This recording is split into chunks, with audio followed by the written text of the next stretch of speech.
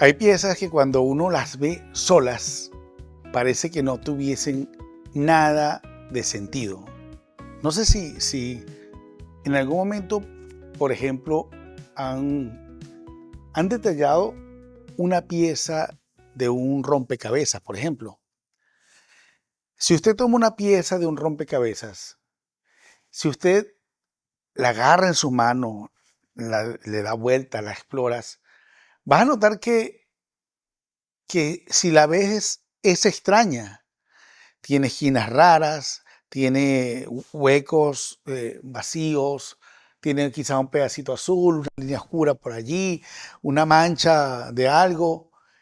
Si esa pieza pudiese hablar, pues tuviese vida, seguramente podría decir, no entiendo mi forma, no entiendo mis bordes, no entiendo mis vacíos, no entiendo por qué no soy cuadrado o cuadrada como las otras personas, no entiendo por qué soy así, por qué tengo estas cosas que faltan y en otras sobresalen en algunas cosas. Ahora, el problema o el gran problema no es la pieza, el problema es verla separada de la imagen completa. Y esta analogía es realmente poderosa para lo que vamos a hablar hoy, porque una pieza de rompecabezas no descubre su propósito mirándose a sí misma. Lo descubre cuando es colocada por las manos de un experto en el lugar adecuado, en el sitio adecuado, en el lugar para el cual fue plenamente diseñada. Y así pasa con cada uno de nosotros. Muchos vivimos tratando de explicarnos, digamos, y sobre todo explicarnos a nosotros mismos, desde nosotros mismos. Me hago entender. Tratamos de encontrar valor en el espejo. Tratamos de conseguir valor en ese lugar o comparándonos con otras personas. Tratamos de entender nuestra vida desde nuestras heridas, desde nuestra edad, desde nuestro fracaso, desde nuestras limitaciones, desde lo que otros dijeron de nosotros, sobre todo esos otros que tienen o que tuvieron una influencia en nosotros, desde lo que no logramos, de lo que perdimos o quizás desde lo que nos faltó, porque a todos regularmente nos hemos levantado en lugares que nos ha faltado algo. Pero mientras más nosotros nos miramos separados de Dios, más raro, por supuesto, nos va a parecer nuestra forma. Por eso es que muchas veces decimos, ¿por qué soy así? O ¿por qué pasé por esto? ¿Por qué llegué tarde? Hay gente que se siente que siempre llegó tarde. O ¿por qué Dios usaría a alguien como yo en todo caso? Pero Jeremías viene a decirnos hoy, a través del capítulo 1 de Jeremías, que vamos a estudiar el día de hoy, a decirnos algo, digamos, como un poco más profundo. La vida no se resuelve para nada, no se resuelve mirándolas separadas de la imagen que Dios diseñó. La vida se resuelve, mis queridos, cuando la llevamos a aquel que formó esa vida. Si lo vemos desde una perspectiva aún cristiana, podemos entender aún algo mucho más glorioso, si cabe esa palabra allí, sí, más glorioso. Nuestra vida no se entiende, por lo menos no se entiende plenamente, si no es en la persona de Jesucristo. Porque Cristo no es algo al azar, añadido a nuestra historia como algo, como una cultura, no, Cristo es lo que nosotros y cada uno de nosotros necesita para realmente encontrarse con uno mismo, subir la autoestima. Pero Cristo no es una pieza más dentro del rompecabezas. Cristo es la imagen completa del rompecabezas, que es muy distinto, es muy diferente. La Biblia nos recuerda que todo fue creado por Él y para Él. En Él, únicamente en Él es que nosotros podemos encontrar sentido a nuestra vida, a nuestra existencia. Él le da nuestra identidad, nos da nuestro valor, nuestro llamado, nuestra obediencia, nuestras luchas, aún nuestras lágrimas encuentran su lugar correcto cuando Cristo es el centro de nuestra vida, el centro. Entonces, hoy no vamos a venir exactamente a estudiar a Jeremías, aunque sí, es un personaje digno de que lo estudiemos como un personaje antiguo de la Biblia, pero venimos más bien a mirar cómo Dios llama a un hombre que se siente insuficiente, como posiblemente te sentiste tú o como me he sentido yo en algunos momentos de mi vida, pero espero que el Espíritu Santo nos revele hoy lo que compete a nuestra vida. O sea, que el Espíritu Santo nos abra el entendimiento con lo que vamos a escuchar. Quizás algunos de ustedes, como yo en el pasado también y en algún momentos de la vida, también digo lo que dijo Jeremías, soy muy joven, aunque yo ya no lo digo tanto, porque ya ahora más bien digo soy muy viejo. De hecho, cuando el Señor me dio la indicación de abrir esta iglesia, TD Church, por cierto, si no te has suscrito, te invito a que te suscribas al canal, le des like a este video porque eso nos ayuda a extender esto. Y para que entiendas, sobre todo para que entiendas esta prédica, es interesante que puedas ver la prédica anterior de Fábrica de Ídolos. Te la voy a poner aquí para que también te enlaces y tengas eso. Pero es posible que tú seas uno de esos que dice yo no soy como otro, no tengo fuerza. Pero mira, Dios hoy, en el momento que tú estés viendo esto, con amor, pero también con autoridad, nos viene a decir lo que le dijo a Jeremías, capítulo 1.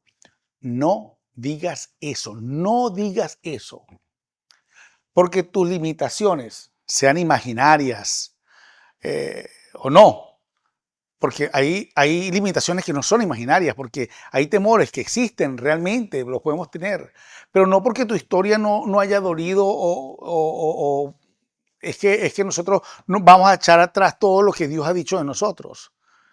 Pero Dios quiere decirnos algo hoy que espero que prestes atención a lo que el Señor tiene preparado. Vámonos entonces a Jeremías. Y leamos Jeremías un momentico. Jeremías 1, y dice así la palabra del Señor, dice lo siguiente, dice así. Dice, estas son las palabras de Jeremías, hijo de Hilquías. Jeremías provenía de una familia sacerdotal de Ananot, ciudad del territorio de Benjamín. La palabra del Señor vino a Jeremías en el año 13 del reinado de Josías, hijo de Amón y rey de Judá. También vino a él durante el reinado de Joacim, hijo de Josías y rey de Judá, hasta el fin del reinado de Sedequías, hijo de Josías y rey de Judá. Es decir, hasta el quinto mes del año 11 del reinado, cuando la población de Jerusalén fue deportada. Entonces dice el versículo 4, dice así. La palabra del Señor vino a mí y me dijo, antes de formarte en el vientre, ya te había elegido. Antes de que nacieras, ya te había apartado. Te había nombrado profeta para las naciones. Yo le respondí, ay Señor, mi Dios, soy muy joven y no sé hablar. Pero el Señor me dijo, no digas, soy muy joven, porque vas a ir a donde quiera que yo te envíe y vas a decir todo lo que yo te ordene. No tengas temor delante de ellos, porque yo estoy contigo para librarte, afirma el Señor. Luego extendió el Señor la mano y tocándome la boca me dijo, he puesto en tu boca mis palabras. Mira, hoy te doy autoridad sobre naciones y reinos, para arrancar y derribar, para destruir y demoler, para construir y plantar. Vamos a dejarlo allí, hasta el 9. ¿Ok? Correcto. Entonces, Jeremías viene de una época de realeza. Jeremías viene de un momento donde existía en aquella época, en el tiempo de reyes, historia de reyes, pero no viene, incluso el primer capítulo habla de Jeremías de dónde viene también, dice que viene de Ananot, hijo de Hilcías. Hilcías era, o por lo menos la gente de Ananot se creía que eran parte de una familias religiosas de tierra de Benjamín, y por ser eso, él venía como de una familia, digamos, sacerdotal. Y eso para lo que vamos a hablar el día de hoy es sumamente importante. Jeremías no salió de la nada. Venía de ese linaje de personas que habían servido en el templo. No vivían lejos de Jerusalén, Ananote estaba cerca. Es decir, que él creció en el lenguaje de templo, del culto, del sacrificio, de la ley, de la vida religiosa de Israel. Él palpó desde pequeño, como quizás mis hijos están por allí, como mis hijos que han crecido en la iglesia. Pero Dios no lo llama a repetir la tradición de su familia. Dios no lo llama a repetir la tradición. A veces una persona es abogado y quiere que los hijos sean abogados y así hay generaciones. Dios lo llama no solo al oficio religioso, sino que lo llama como profeta. Y eso, ya lo van a entender, es fuerte. ¿Por qué? Porque un sacerdote representaba al pueblo delante de Dios. ¿Me explico? Un sacerdote representaba al pueblo delante de Dios, pero un profeta representaba a Dios delante del pueblo. Y eso es otra cosa. El sacerdote podía servir a la estructura establecida, a los rituales, a la liturgia.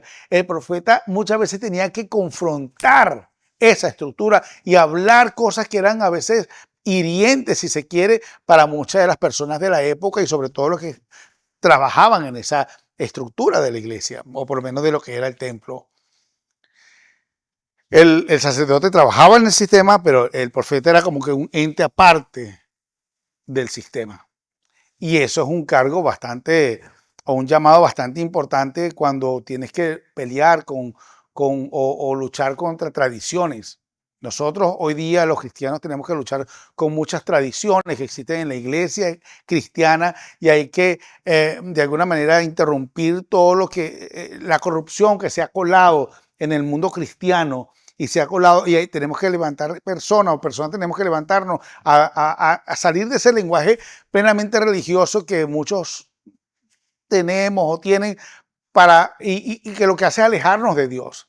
Muchas veces nos acerca a la gente porque decimos lo que la gente quiere escuchar. Te hablamos de prosperidad únicamente, de dinero, de diezmo, de ofrenda, pero no lo que Dios quiere que la iglesia esté diciendo el día de hoy. Es decir, se puede tener un templo, pero no tener obediencia. Se puede tener liturgia, toda una liturgia, todo lo que se hace dentro de la iglesia, pero no tener amor. Se puede tener una Biblia en casa, abierta en el Salmo 23, pero no tener palabra gobernando nuestra vida, en nuestra conducta y en las cosas que hacemos a diario. Se pueden tener canciones, reuniones, se puede tener ministerio, tradición, estructura, y aún así, estar lejos del Señor. Jeremías fue llamado en un tiempo donde el pueblo necesitaba algo más profundo que una reforma plenamente externa. Necesitaba lo que hoy día necesitamos. Sencillo, volver nuestra mirada a Dios, volver al Señor. Y Dios levanta a Jeremías no para entretener a un pueblo, no para ponerle, hacer cosas de entretenimiento y esto y obras, que no estoy diciendo que esté mal, pero Dios levanta para hacer algo diferente. Es para poner su palabra en la boca de Jeremías y el pueblo sea transformado a través de la palabra del Señor. Y eso tiene que confrontarnos a nosotros, sobre todo en estos tiempos, porque muchas veces nosotros queremos tener un propósito y hablamos de propósito y de propósito, pero no queremos tener obediencia. Queremos tener un llamado, pero cuando viene el quebranto por ese llamado, nos quebramos. Queremos tener un destino, pero que no tenga cruz. Queremos que Dios nos use, pero no queremos que Él realmente gobierne nuestras vidas, nuestras decisiones diarias, en nuestra intimidad con nuestras esposas, en nuestras relaciones con nuestros hijos, con las personas que nos rodean. Pero el llamado de Dios no es una promoción. Es sencillamente una rendición. Cuando Dios te llama, no es para promocionarte, es para que tú te rindas delante de Él, te rindas delante del Señor. Le dice, antes que te formase. Es decir, que tu vida no empezó contigo. No sé si logran entender la profundidad de esto. Tu vida no empezó contigo. Para nada, tu vida no empezó en el momento que tú naciste, en el momento que ya tú te criaste, no. Vino después, dice la Biblia, vino después palabra de Jehová a mí diciendo, antes que te formase en el vientre te conocí y antes que nacieses te santifiqué, te di por profeta a las naciones, dice la Biblia. Ahora observen esto, miren, porque esto es realmente importante, el orden y cada palabra que está dentro dentro de esta frase. Dios no comienza con la respuesta de Jeremías que podía haber tenido en su corazón. Comienza con digamos, como una iniciativa divina. O sea, no comienza en que Jeremías lo llamó a Dios, que Dios llamó a Jeremías. Antes que Jeremías hubiese pedido o querido algo, Dios ya había hablado. Antes que Jeremías se sintiera capaz o incapaz, Dios ya lo había conocido, dice, te conocí. Antes que Jeremías tuviese currículum, tuviese propósito, antes que Jeremías supiera que era Jeremías, antes que él supiera que, yo me llamo Jeremías porque mi papá me llama Jeremías, Dios ya sabía quién era y lo había formado antes de que te formases en el vientre de tu madre. Y el Señor te lo dice a ti hoy, antes de que te formases en el vientre, ya te conocí, ya te conocía. Esto significa que la vida de Jeremías no era un accidente, ni la tuya ni la mía. No somos un accidente. Su existencia no era una plenamente improvisación. Mira, cuando yo nací, yo, Carlos García, o por lo menos cuando me concibieron, mi mamá tenía lo que se llamaba una T de cobre, que es un dispositivo que se pone en el aparato reproductor femenino que evita que la mujer salga en estado. Es decir, que yo nací o yo entré a la vida con esa oposición y aún con esa oposición nací. Pero lo que quiero decirles es que mi existencia no se suponía que debía darse, porque mis papás de hecho estaban en acuerdo cuando se pusieron ese dispositivo anticonceptivo para no tener hijos. O sea, la idea de mi mamá y de mi papá en ese tiempo era todo lo contrario, era no tener hijos. Pero salí yo. Salí yo. Y no porque yo haya sido más bravo que cualquiera. Es porque Dios tenía un plan. Y aun cuando eso, mientras yo crecía, esas palabras de escuchar de que yo tenía, mi mamá nació, yo nací en el proceso, mi mamá tenía el aparato, eso, aunque sea risa y todo, hay un momento en que tú lo entiendes, tú dices, hey, yo no era deseado. Yo no era deseado. O sea, no era que se pusieron de acuerdo para tenerme, o por lo menos que podría ser algo así como que, bueno, si nace o no nace, si quedamos en estado o no, bueno, ya no, era que estaban de acuerdo en que no naciera. Pero el Señor me conoció. Quiere decir esto, que no soy un accidente. Tú no eres un accidente, tú no eres un accidente, tú no eres un accidente, no eres un accidente. Eres una criatura maravillosa formada por Dios. No eres casualidad. No eres una casualidad. Mira tu historia, tu sensibilidad, aquello con lo que puedas haberte enfrentado en la vida. Todo era parte o todo es parte de un proceso. Dios no estaba en desconocimiento de mi existencia ni tampoco de la tuya. Y dice, yo te formé, te formé. Y eso tiene que ser sanador, tiene que ser sanador. Por lo menos para mí lo es. Yo te formé.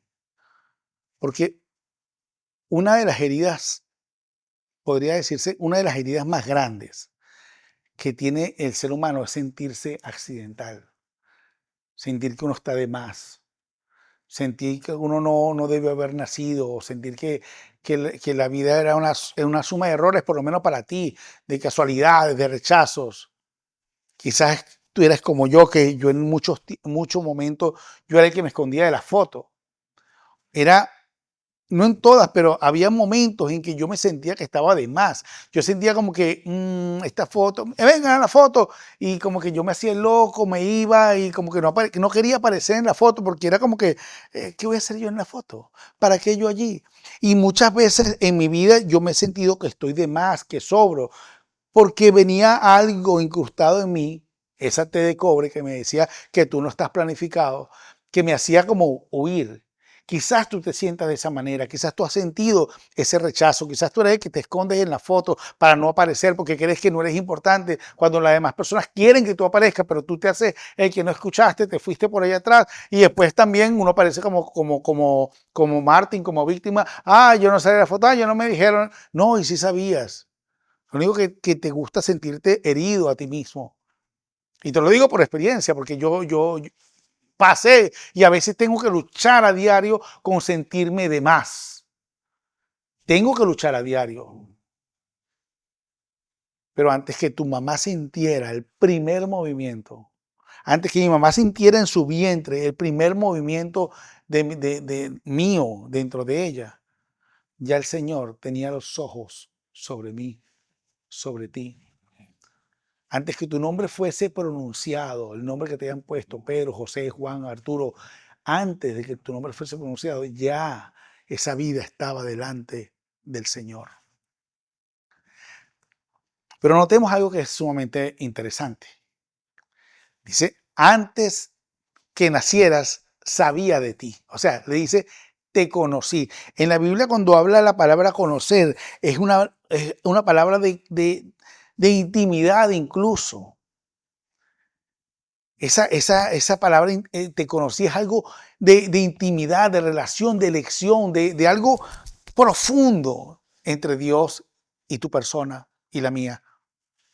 Perdón.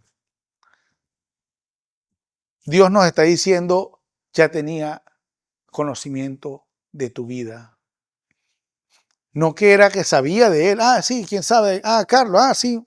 No. Él sabía quién era yo. Nadie tenía que decirle quién era yo, ni tampoco tiene que decirle quién eres tú. Pero en este punto tenemos que tener cierto cuidado. Esto no significa que toda nuestra historia fue bueno. No significa que Dios aprueba el pecado que otros cometieron contra nosotros, las injusticias. No significa que nuestras heridas no duelan. No. No significa tampoco que nuestras pérdidas, nuestros fracasos no hayan sido importantes ni que no hayan tenido un gran significado. Nada de eso.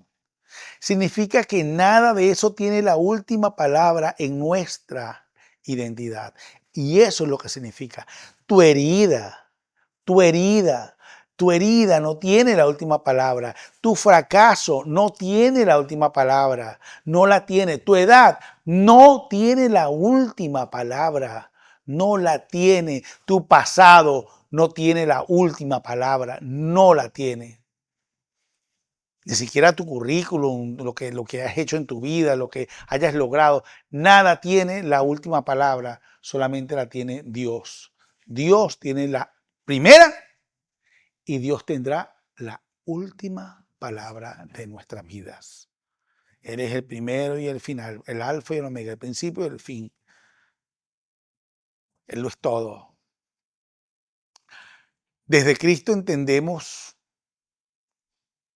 o deberíamos entender esto con mayor claridad, porque Jesús nos formó no solamente como criaturas, sino que vino a rescatarnos como hijos.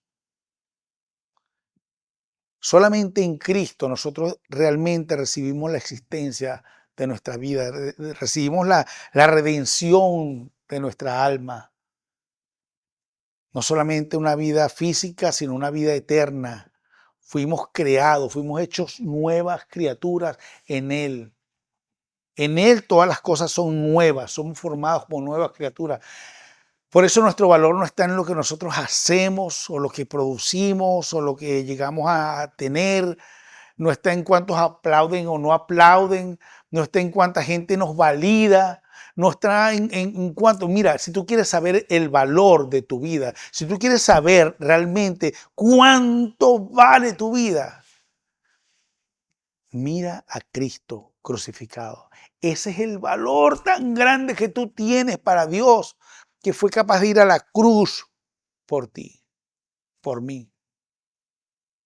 Y no fuiste amado porque eras fuerte, no fuiste amado porque eras el más inteligente de tu clase, no fuiste amado porque yo vengo del mundo corporativo. Y no fuiste amado por ser corporativo, no fuiste amado por eso, fuiste amado porque Dios es amor, fuiste escogido porque para Él ya era suficiente, fuiste alcanzado únicamente por gracia, no fuiste rescatado porque estabas limpio, no lo estabas, ni yo tampoco. Cristo vino por ti cuando no podías salvarte a ti mismo. No es por méritos. Deberíamos entender eso, que no es por méritos, porque no es por méritos. La palabra del Señor dice, te santifiqué. Y quiere decir que el propósito no empieza en una plataforma, en un lugar donde estás ahorita, sino que empieza en una separación que Dios estableció desde antes de que nacieras. Antes que nacieses, te santifiqué. Y a veces la gente se pone como molesta cuando uno dice que uno es santo, pero santificar significa ser apartado para Dios. No porque seamos buenos, no porque seamos los perfectos, no, en nosotros no hay perfección alguna, no la hay. Yo sé que hay muchos que creen o tratan de verse vidas perfectas, pero no tenemos las personas que trabajamos en la iglesia, los pastores, los diáconos, las personas que servimos en la iglesia, no somos perfectos. Tenemos una necesidad profunda de ser enseñados cada día por el Señor. No nos la sabemos todas. Y tú no puedes depender de nosotros, de ninguno, de la iglesia donde tú vayas. No puedes depender de tu pastor porque no somos perfectos. Vivimos en una cultura que está obsesionada con la función, con lo que se hace. Y regularmente en una cena, si vas a un lugar, una de las primeras palabras que si tú estás en una mesa, la palabra por excelencia o la frase por excelencia es ¿a qué te dedicas? Y si tú vas a una reunión de pastores, ¿y cómo es su iglesia? ¿Cuántos integrantes tiene su iglesia? ¿Cuántos pastores tiene? ¿Cuántos ministerios tiene? Porque ahí la gente le gusta medirse y se miden cuántos ministerios tiene, o cuánta iglesia tiene, o qué tan grande es la iglesia, cuántos edificios tiene, cuántas sedes tiene, o si estás en cualquier otro ámbito de la vida, también ¿qué haces? ¿Qué es lo que haces para ver si podemos tener una intimidad? Pero Dios nos dice que somos suyos y eso debería bastarnos para nosotros. Ese debería ser el fundamento realmente de nuestro llamado. Debería ser el fundamento, saber que somos suyos. Y esto confronta con la idolatría, esa idolatría que es muy sutil. Les invito a que vean en la predica anterior. Usar el propósito como una forma de buscar valor. Hay gente que únicamente consigue su valor en su propósito. Hay personas que quieren descubrir el propósito solamente para sentirse importante. Descubrí mi propósito. Quieren servir para sentirse necesarios, para ser usados, entre comillas, por Dios, para que finalmente sentir que ellos valen, porque descubrieron su propósito. Y eso es muy importante y te animo a descubrir tu propósito. Pero si tu servicio nace de la identidad rota, ese servicio te va a romper, te va a quebrar, porque no se trata del servicio, se trata de una identidad puesta en Jesús. Porque si no, mira, vas a necesitar aplausos, vas a necesitar resultados, vas a necesitar reconocimiento, vas a necesitar que la gente te responda, que la gente te valide, que la gente te dé para tú poder llenar y usar eso como una medicina para tus inseguridades. Pero Dios llama a Jeremías para hacerlo, o mejor dicho, Dios no lo llama para hacerlo visible en principio. Lo llama porque ya lo conocía. Después, por supuesto, sí puede que exista una plataforma que Dios te lleve, te impulse, te dé. Pero la identidad viene antes que la misión. La identidad viene antes que la misión. Y en Jesús esto todavía es aún mucho más hermoso. Porque antes de enviarnos, Él nos llama a estar con Él. Antes de hacernos útiles, si podríamos decir esa palabra, nos hace suyos. Antes de decirnos ve, Él nos dice ven. Por eso Jesús llamó primero a sus discípulos para que estuvieran con Él, compartieran con Él, tuviesen intimidad con Él.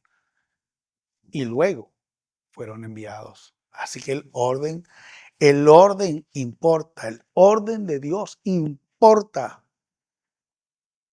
El orden importa, el orden es importante en todos los aspectos de la vida.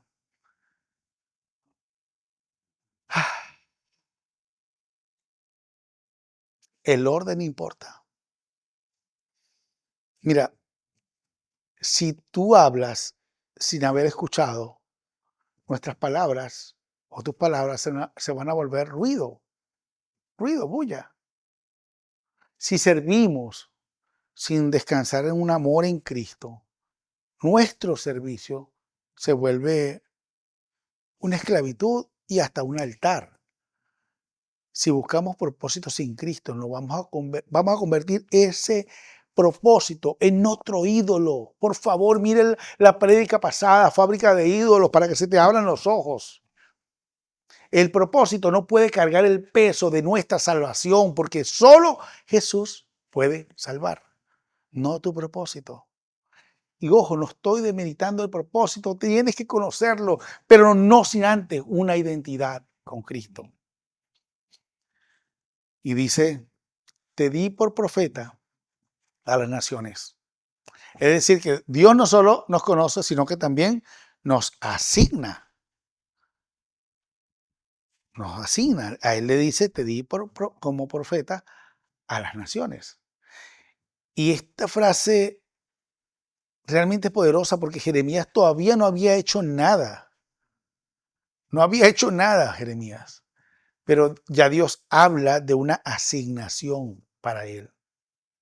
Es decir, hoy juego con esto, es decir, que Jeremías no se autoproclamó, no se inventó un llamado, no se paró frente al espejo un día y dijo, hey, a ver, ¿qué hago? Ay, ¿será que voy a ser profeta? Sí, voy a ser profeta, creo que puedo ser profeta. Inventar unas cosas, decir unas cosas que ni para allá o para acá, y que funcionen, porque esos son algunos de los profetas.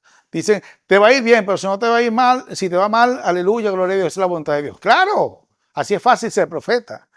Hay muchos por allí en la calle que andan ni que profetizando y te dicen una cosa, pero te dicen la contraria. Cualquiera de las dos que pase, ellos quedan bien como profetas. Eso no es por ser profeta. Y hay debates acerca de eso también, por supuesto. Esto no es una marca personal. Pero Dios le dice esa frase. Le dice, te di. Te di. El llamado verdadero no nace desde la ambición humana. Señor, dame. No, no nace de Señor, dame. Nace de la voluntad de Dios. Te di. Y ahora debemos aplicar eso digamos, con sabiduría. No todos somos Jeremías. No todos somos profetas, por lo menos en el mismo sentido bíblico que Jeremías fue un profeta, ¿no? Jeremías tuvo un llamado único dentro de la historia de la redención, dentro de la historia bíblica, tuvo un aporte valioso, hermoso y lindo. Pero sí, evidentemente hay un propósito, hay un principio, podríamos decirlo, que atraviesa toda la Escritura. Dios llama, Dios asigna, Dios envía, Dios usa vidas ordinarias para sus propósitos. Eso ha sido siempre. Moisés decía que no podía hablar, decía que era tartamudo. Él se paniqueó cuando Dios le dijo que hiciera eso. Gedeón se veía como el menor de su casa, la última tribu de Benjamín, el último por allá. David era ignorado por su familia, estaba en el campo por allá, no, el profeta veía a los hijos de Isaí y no vio uno él podía verlos, pero no veía la impureza que Dios sí veía. Pero cuando vino David fue otra cosa. Pedro negó a Jesús. Pablo persiguió a la iglesia. O sea, te estoy hablando de gente ordinaria como tú y como yo, que podemos tener ciertas falencias, pero aún así, Dios los llama, Dios los limpia, Dios los transforma, Dios los envía y Dios los sostiene, como nos sostiene a ti y como me sostiene a mí. Pero, ¿por qué? ¿Por qué Dios hace eso? Porque Dios no busca a las personas más, las mejores personas. Porque, pónganse a pensar esto, ¿por qué Dios enviaría a Moisés, por ejemplo, a hablar con el faraón, la persona más poderosa del mundo en esa época? Si pensamos como en nuestra mente humana, uno diría, si yo fuese jefe de Estado de una nación y quiero hablar con otra, llamaría a las personas más elocuentes, que tengan un talento extraordinario para hablar, para sacar el pueblo de Egipto. Dios debería entonces también llamar a los perfectos. Pero, ¿qué pasaría si el pueblo de Israel haya sido libre a través de un Moisés elocuente, exquisitamente elocuente? La gloria, muchas personas le hubiesen dado la gloria a Moisés en vez de dársela al Señor. Dios llama al quebrado para mostrar que Él restaura.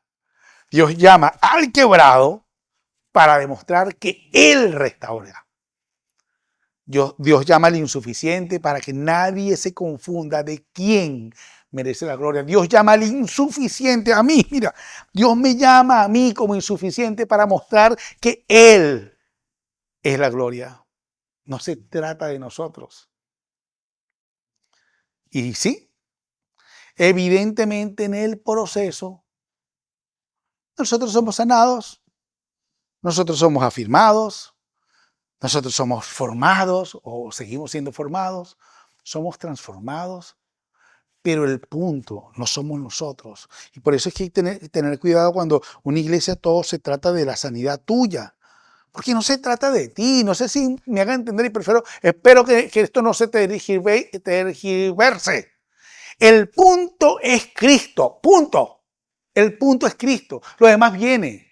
Pero se trata de Él, todo es por Él y para Él. Él es el centro, Él es la razón, Él es el mensaje, Él es el Señor de la obra, Él es Jesús, Él es el dueño de la viña, no son los pastores. Dios, el Señor Jesús es el dueño de la viña. Él es el que llama, Él es el que envía. Jesús, Él es el que sostiene con su mano poderosa. Y por supuesto, Él es el que recibe toda la gloria y debe recibirla por siempre. Toda la gloria es para nuestro Señor Jesús. Todo le pertenece a Él, todo fue hecho por Él y para Él. Nada de lo que existe hubiese existido sin Él. Todo fue hecho por Él. Pero ante eso que el Señor le dice a Jeremías, Jeremías le dice, ay Señor, yo no sé. Ay Señor, yo no sé.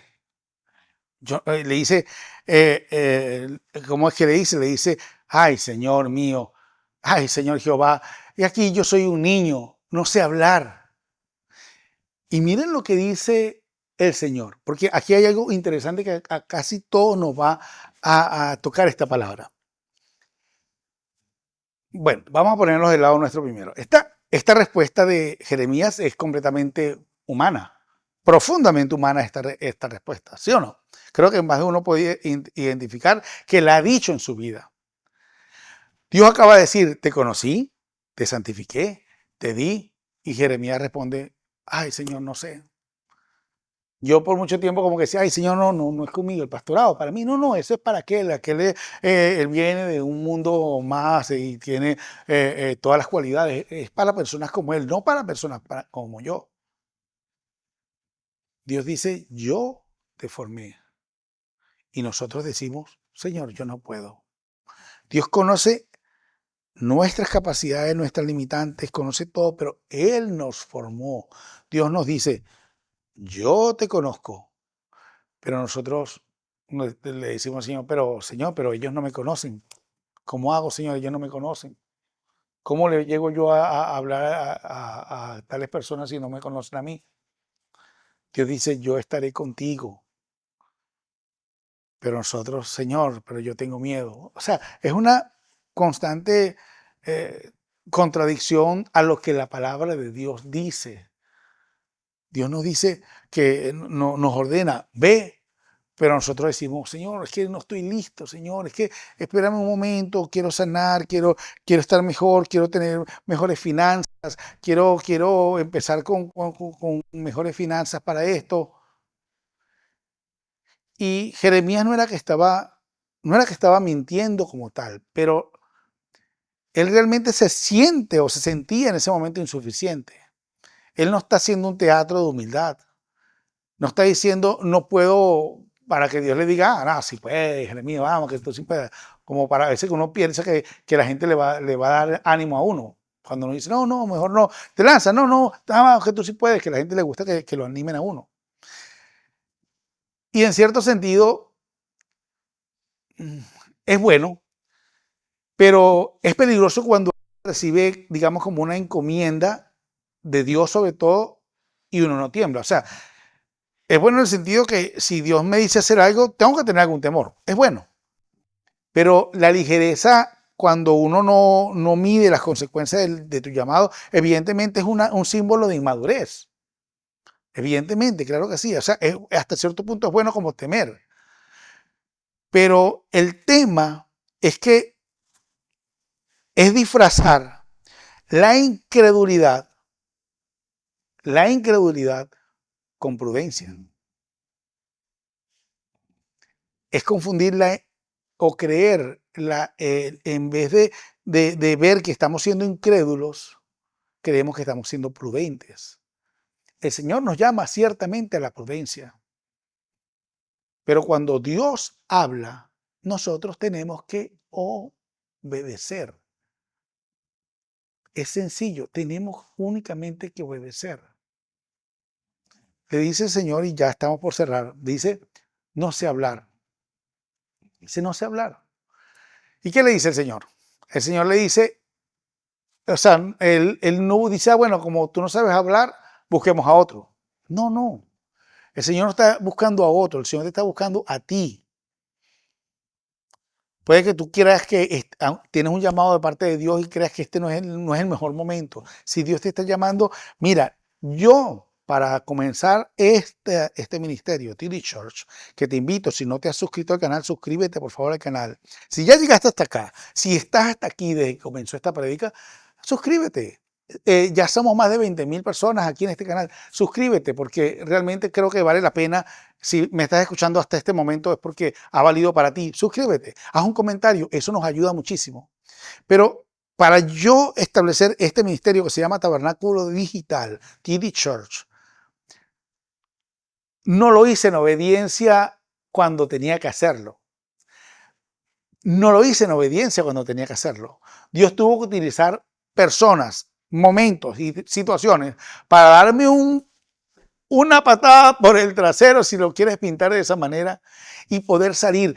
Utilizó a una ballena como Jonás para vomitarme en un lado, para yo vomitado, sacado, vomitado, roto, quebrado, levantar TD Church, porque no había obedecido a la primera que Dios me había dicho.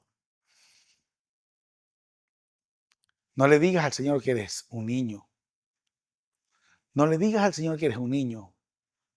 Y cuando Jeremías le dice al Señor que un niño, Dios no lo corrige utilizando, como digamos, como puentes, como diciendo, bueno, mi hijo, siéntate aquí, así como habla uno con los hijos. Yo hablo con mis hijos, en estos días hablaba con mis dos hijos y le dije, hijo, por favor, siéntense allí, que quiero decirles algo. Después que les dije lo que les dije, que no era nada malo, ni nada, no les iba a llamar la atención exactamente, pero quería decirles algo con cierta firmeza. Pero después uno de mis hijos me dice, ay papá, cuando dijiste eso, ay me dio una cosquillita aquí porque dije, ay ya nos va a regañar por algo. Pero yo utilicé un puente, siéntate aquí. Dios en ese momento no utiliza puentes. Dios corrige el lenguaje, pero lo corrige de inmediato. Le dice, Jeremías, no hables de ti de una manera que contradiga lo que yo diga. Él dice, le dice que te conoció, que te formó, que le dice una cantidad de cosas a Jeremías. ¿Y cuántas veces nosotros utilizamos nuestra boca para decir algo en contra de lo que Dios dijo. Que yo no sirvo, qué sé yo. Dios le hace un cambio. No digas, soy un niño. De una vez, no digas, soy un niño. No lo digas. Y eso requiere que nosotros tengamos una visión clara de lo que Dios quiere que nosotros tengamos. Obediencia. Obediencia. No porque no necesitemos formación, consejo, sabiduría, sanidad para comenzar algo. Pero si Dios nos dijo que tenemos que comenzar, tenemos que comenzar. Tenemos que arrancar.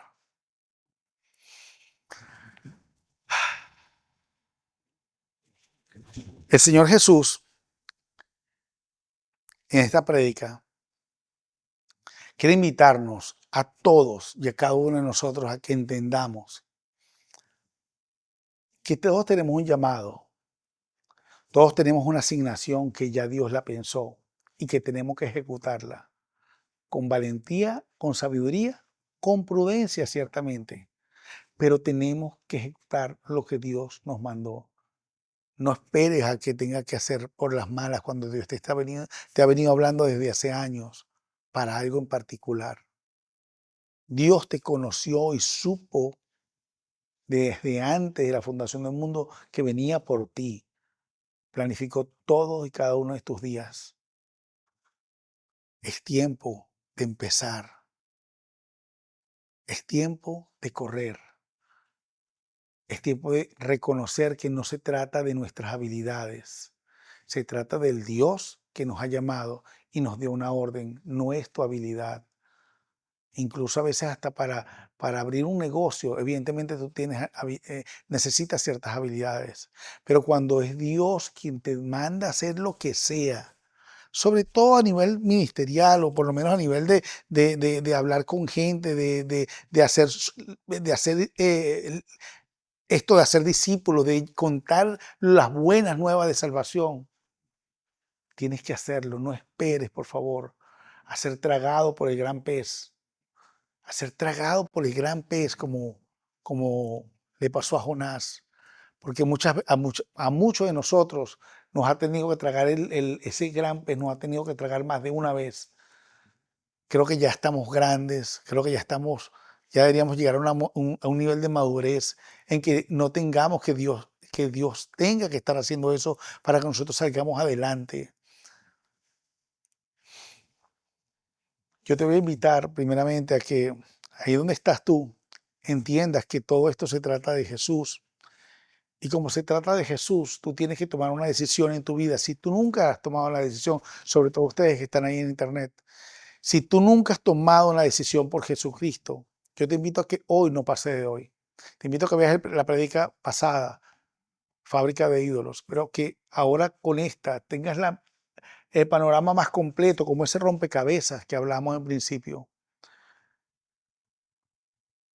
Cuando tú te sientes como un rompecabezas, tienes que saber que esa forma que tú tienes está perfectamente diseñada por el maestro y solo en las manos del maestro, pues él puede colocarte en el lugar preciso. Si estás incómodo en el lugar que estás, tienes que buscar el lugar donde Dios te quiere poner, el lugar exactamente donde Dios quiere que tú estés. Porque te voy a decir algo, en la medida que tú estés en el lugar que Dios te ha llamado, no solamente te vas a bendecir tú, sino que vas a bendecir a las personas que te rodean, primeramente tu familia, pero también muchas personas solamente van a poder entrar y caber y calzar a tu lado. Por eso tienes figuras perfectas, porque vendrán personas que solamente con tu ayuda van a poder calzar en esa gran figura que es Cristo. Para todos nosotros ser la imagen de Cristo, sernos todos nosotros el cuerpo de Cristo en ese rompecabezas hermoso de la vida de Jesús. Pero tú tienes que calzar en Cristo. Y para calzar tu vida en Cristo tienes que aceptarle en su vida como único y suficiente Salvador. Eso significa que tú renuncies a todo lo que antes llamabas Dios, a todo lo que antes te arrodillabas, a todo lo que antes clamabas, a todo lo que antes le pedías, le clamabas, le suplicabas, le ponías tu esperanza, a todo renuncies y te quedes con Cristo, que es el único y verdadero Dios, el Rey de Reyes, el Señor de Señores, el Dios de dioses. Y digo dioses con D minúscula. ¿Cómo haces eso? Confesando en tu vida al Señor. La Biblia dice que con el corazón creemos para justicia, pero que con la boca se confiesa para salvación. Es decir, que necesitamos hacer un ejercicio físico de pronunciar esas palabras de salvación. Así que yo te voy a invitar a hacer una oración sumamente sencilla. Esto no tiene mayor complicación, solamente que creas en el Señor Jesús realmente. Creas en el Señor Jesús realmente. Más nada tienes que hacer tú. Así que te invito a cerrar tus ojos donde quiera que estés y solo repite después de mí. Por favor, cierra tus ojos, concéntrate en esta oración. Señor Jesús, yo reconozco que soy un pecador, Señor, porque así lo establece la Biblia. Señor, pero también reconozco que tú viniste como Dios, te hiciste hombre y viniste a la tierra a morir por mis pecados, para que a través de tu muerte, Señor, yo también muera, pero a través de tu resurrección yo también resucite en el día del juicio, en el día final. Y cuando yo muera, Señor, tendré la vida eterna que tú prometes a tus hijos. Yo creo en ti, repite conmigo, yo creo en ti como único y suficiente Salvador. Entra a mi vida, cena conmigo y yo contigo. Ten intimidad conmigo y con mi corazón. Ayúdame a entender cuál es mi identidad perfecta en ti y dónde encajo en este hermoso rompecabezas de tu vida. ¿Dónde encajo en esta vida que tú me has dado? En medio de mi familia, de mi trabajo, de la universidad, de la escuela. Y permíteme, Señor, en el proceso sanar, ser transformado y ser capacitado para lo que tú tienes delante de mí. En el nombre de Jesús. Amén. Dios te bendiga. Si esta prédica te gustó, llegaste hasta aquí, por favor, no dejes de darle like y comentarnos. Coméntanos, por favor, desde dónde nos ves, desde dónde nos viste. Vamos a ver si colocamos ya pronto los comentarios que ustedes, algunos de ustedes nos envían eventualmente y colocar de dónde nos están conectando. Si nos ven desde Europa, por favor, díganos quién nos ve desde Europa, desde África, desde América del Sur, desde América del Norte, de qué parte del mundo nos estás viendo, porque esto, gracias a Dios, ya somos más de 20,000 subscribers en YouTube y nos están viendo en muchísimas partes. Hace poco veía que nos vio alguien en Sri Lanka. ¿Quién nos vio en Sri Lanka? Escríbenos si estás allí en Sri Lanka y nos estás viendo. ¿Quién nos está viendo alrededor del mundo? Dios te bendiga. Esto es TD Church, Tabernáculo Digital. Hasta la próxima oportunidad. Dios te bendiga.